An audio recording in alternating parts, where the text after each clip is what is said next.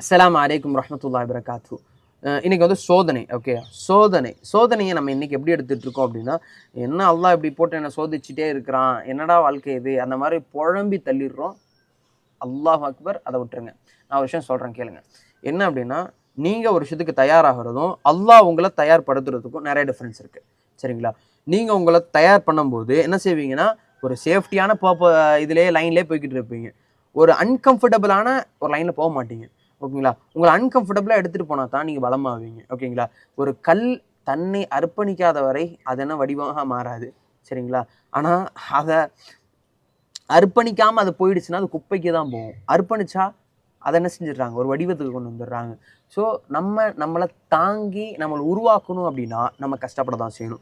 அந்த சோதனையை தான் அல்லாஹ் தரான், சோதிச்சு பார்க்குறான். ஒரு ஈமான்ல நம்மளுக்கு உறுதி வரணும், பலம் வரணும், நம்பிக்கை சாதாரணமான ஒரு விஷயம் கிடையாது. ஓகேங்களா? ஒரு நம்பிக்கை உருவாக்கணும் அப்படின்னா அந்த இடத்துல சோதனை இருக்கும். அல்லாஹ் தாலா எல்லா தீலையும் கொடுப்பான்.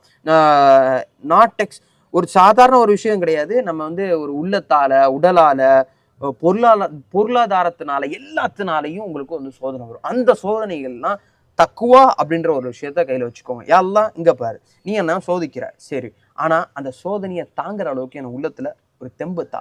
ஒரு ஹராம போறேன்னா, யா அல்லாஹ் நான் ஹராம்ல போறேன் காலை வச்சுட்டேன், ஐயோ உள்ள போறேன், அங்க உட்காந்து கேளுங்க, உளுந்து அந்த இடத்துல போய் உட்கார்ந்து கீழே விழுறோம். அந்த நொடியில கூட அல்லாஹ்ட்ட கேளுங்க, யா அல்லாஹ் எல்லாம் என்ன காப்பாத்து, நான் ஹராம்ல போறேன், யாழ்லா நான் ஹராம்ல போறேன் அப்படின்னு காப்பாத்து. அல்லாஹ் ஒரு நொடியில காப்பாத்திடுவான்.